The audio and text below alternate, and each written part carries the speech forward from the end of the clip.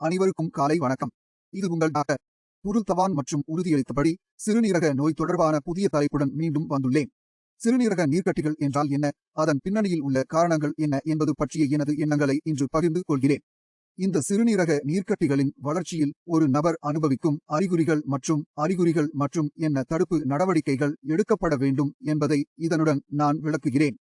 எனவே சிறுநீரக நீர்க்கட்டிகளை புரிந்து கொள்ள ஆரம்பிக்கலாம். எளிமையான வார்த்தைகளில் சிறுநீரக நீர்க்கட்டி என்பது திரவம் நிறைந்த பை. இந்த நீர்க்கட்டியின் வெளிப்புற சுவர் பொதுவாக மெல்லியதாக இருக்கும், மேலும் திரவமானது நீர் போன்ற நிலைத்தன்மையை கொண்டுள்ளது. இத்தகைய நீர்க்கட்டிகள் பெரும்பாலும் எளிய நீர்க்கட்டிகள் என்று அழைக்கப்படுகின்றன. அவை வயதானவர்களில் ஒப்பீட்டளவில் பொதுவானவை. இந்த எண்ணிக்கை 40 வயதிற்குட்பட்டவர்களில் 20% முதல் எங்கும் இருக்கலாம். நெஃப்ரானின் குழாய் விரிவடைந்து திரவத்தை நிரப்பும்போது சிறுநீரக நீர்க்கட்டிகள் உருவாகின்றன. ஒரு நபருக்கு 1 அல்லது 2 சிறுநீரகங்களிலும் வெவ்வேறு இடைவெளியில் அல்லது ஒரே நேரத்தில் பல நீர்க்கட்டிகள் ஏற்படுவதற்கான வாய்ப்பு எப்போதும் உள்ளது. காணக்கூடிய எந்த அறிகுறிகளும் பொதுவாக எளிய நீர்க்கட்டிகளுடன் இருக்காது. இருப்பினும் அறிகுறிகள் அதிகரிப்பதற்கான நிகழ்தகவு எப்போதும் உள்ளது, ஏனெனில் போதுமான முன்னெச்சரிக்கை எடுக்கப்படாவிட்டால் இந்த நீர்க்கட்டிகள் அளவு வளரும். சாதாரண சிறுநீரகங்களில் 1 அல்லது 2 தனித்த நீர்க்கட்டிகள் அடிக்கடி ஏற்படும். ஒரு சாதாரண சிறுநீரகம் ஒரு சில சந்தர்ப்பங்களில் 5 நீர்க்கட்டிகள் வரை உருவாகலாம். சிறுநீரக நீர்க்கட்டிகள் அளவு அதிகரிக்க ஆரம்பித்தவுடன் அவை கீழ் முதுகில் வலி அல்லது காய்ச்சல் அல்லது அதிக அளவு கிரியேட்டினின் மற்றும் யூரியா போன்ற பிரச்சனைகளை ஏற்படுத்தும். நீர்க்கட்டிகளின் அளவு மிகவும் முக்கியமானது. சில சந்தர்ப்பங்களில் அவை மிகப்பெரிய வலியை ஏற்படுத்தும் மற்றும் கடுமையான உடல்நலக் கோளாறுகளுக்கு வழிவகுக்கும். 2 வகையான சிறுநீரக நீர்க்கட்டிகள் பரவலாக உள்ளன. எளிய சிறுநீரக நீர்க்கட்டிகள் தவிர நீர்க்கட்டிகளின் மற்றொரு மாறுபாடு உருவாகலாம். அவை பாலிசிஸ்டிக் சிறுநீரக நோய் வகையின் கீழ் வருகின்றன. இது எளிய சிறுநீரக நீர்க்கட்டிகளிலிருந்து மிகவும் வேறுபட்டது. பாலிசிஸ்டிக் சிறுநீரக நோயால் பாதிக்கப்பட்ட ஒரு நபருக்கு பொதுவாக நீர்க்கட்டியின் ஒழுங்கீனம் உள்ளது. இது சிறுநீரகத்தின் சிதைவுக்கு வழிவகுக்கிறது மற்றும் கல்லீரல் போன்ற பிற உறுப்புகளில் நீர்க்கட்டி உருவாவதற்கு கூட வழிவகுக்கும். எளிய சிறுநீரக நீர்க்கட்டிகளுக்கு பின்னால் உள்ள காரணங்கள் முழுமையாக அறியப்படவில்லை, ஆனால் அவற்றின் வளர்ச்சியில் வயது குறிப்பிடத்தக்க காரணியாக உள்ளது. ஆனால் பாலிசிஸ்டிக் சிறுநீரகத்தில் நீர்க்கட்டி உருவாவதற்கான காரணம் அறியப்படுகிறது மற்றும் அது மரபணு ஆகும். உங்கள் தந்தை அல்லது தாய் பாலிசிஸ்டிக் சிறுநீரக நோயால் பாதிக்கப்பட்டிருந்தால் உங்களுக்கும் அதே நோய் வருவதற்கான நிகழ்தகவு மிக அதிகம். எனவே இந்த 2 நீர்க்கட்டிகளின் காரணங்கள் முற்றிலும் வேறுபட்டவை. 70 வயதுக்கு மேற்பட்ட பெரியவர்களில் 3 ஒரு பகுதியினருக்கு குறைந்தது ஒரு சிக்கலற்ற சிறுநீரக நீர்க்கட்டி இருப்பதாக கருதப்படுகிறது. இருப்பினும் ஒவ்வொரு சிறுநீரகத்திலும் ஒரு எளிய நீர்க்கட்டி இருப்பது வழக்கம். ஒரு நபர் எளிய கார்டிகல் நீர்க்கட்டியால் பாதிக்கப்படும் போது நீர்க்கட்டியின் அளவு அதிகரித்தால் அது உயர் இரத்த அழுத்தம் மற்றும் சிறுநீரக செயலிழப்பு போன்ற சிக்கல்களை ஏற்படுத்தலாம். எளிய சிறுநீரக நீர்க்கட்டிகள் பொதுவாக அறிகுறியற்றவை. அவை எளிமையானவை என்று பெயரிடப்பட்டுள்ளன, ஏனெனில் அவை மிகவும் தீவிரமான ஒன்றாக வளரும். இருப்பினும் தடிமனான சுவர்களை கொண்ட சில நீர்க்கட்டிகள் சிறுநீரக புற்றுநோயுடன் இணைக்கப்படலாம். அறிகுறிகளை ஏற்படுத்தும் லேசான சிறுநீரக நீர்க்கட்டிகள் அல்லது சிறுநீரகத்திற்கு இரத்தம் அல்லது சிறுநீரின் இயல்பான பாதையை தடுக்கும் சிகிச்சை தேவைப்படலாம்.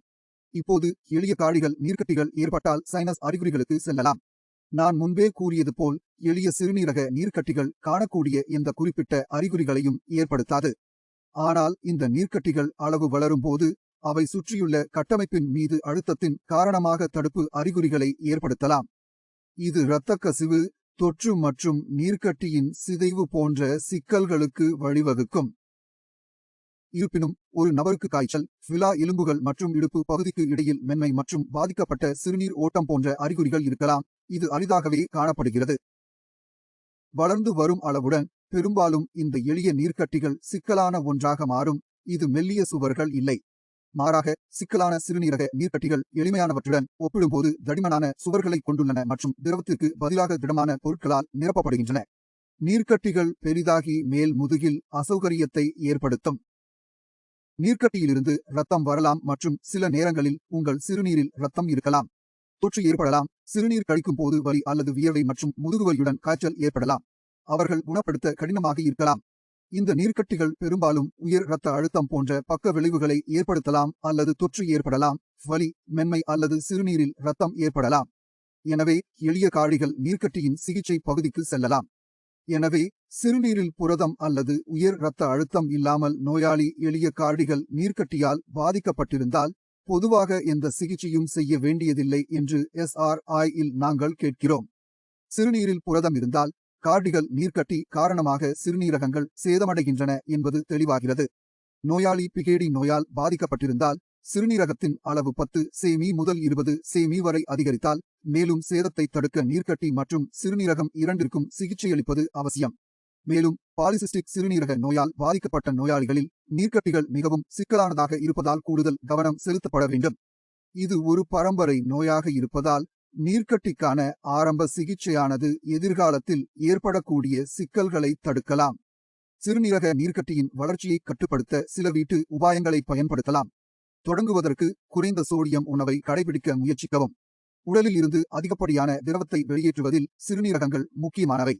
நீங்கள் நிறைய உப்பை உட்கொண்டால் உங்கள் உடல் திரவத்தை தக்கவைக்க தொடங்குகிறது, உங்கள் சிறுநீரகங்களுக்கு கூடுதல் அழுத்தத்தை அளிக்கிறது. பதிவு செய்யப்பட்ட பொருட்கள், டேபிள் உப்பு, மட்டி மற்றும் குணப்படுத்தப்பட்ட இறைச்சி உட்பட அதிக சோடியம் உணவு தவிர்க்கப்பட வேண்டும். ஒரு குறைந்த கொழுப்பு, அதிக நார்ச்சத்து உணவும் நன்மை பயக்கும். இயற்கை சிறுநீரக நீர்க்கட்டி சிகிச்சை. இந்த உணவு இலவச விதிமுறை இரத்த அழுத்தத்தை குறைக்கும், சிறுநீரகத்திற்கு நன்மை பயக்கும் மற்றும் PKD விளைவுகளை குறைக்கும். உங்கள் புரத உட்கொள்ளலையும் குறைக்க வேண்டும். புரோட்டீன் சிறுநீரகத்தில் அழுத்தத்தை ஏற்படுத்தக்கூடும், இதனால் அவை கடினமாக உழைக்கக்கூடும். உண்மையான சூழ்நிலைகளில் ஒரு நீர்க்கட்டி சிறுநீரக பாதிப்பை ஏற்படுத்தும். இப்போது உங்கள் வாழ்க்கையில் இந்த மருத்துவ பிரச்சனைகள் அனைத்தையும் நீங்கள் சந்திக்கவில்லை என்பதை உறுதிப்படுத்த வீடியோவில் குறிப்பிடப்பட்டுள்ள அனைத்து படிகளையும் பின்பற்றுவது முக்கியம். முடிவில் இந்த வீடியோவை பார்த்த அனைவருக்கும் நன்றி தெரிவிக்க விரும்புகிறேன். மேலும் உங்கள் சிறுநீரக நீர்க்கட்டி தொடர்பான உங்கள் கேள்விகளுக்கு என்னால் பதிலளிக்க முடிந்தது என்று நம்புகிறேன். உங்களிடம் இன்னும் ஏதேனும் கேள்விகள் இருந்தால் இந்த வீடியோவின் கருத்து பிரிவில் நீங்கள் அவர்களிடம் கேட்கலாம். மேலும் எங்கள் குழு அவர்களுக்கு பதிலளிப்பதில் மகிழ்ச்சியாக இருக்கும். அடுத்த முறை சந்திப்போம். அதுவரை பார்த்துக்கொள்.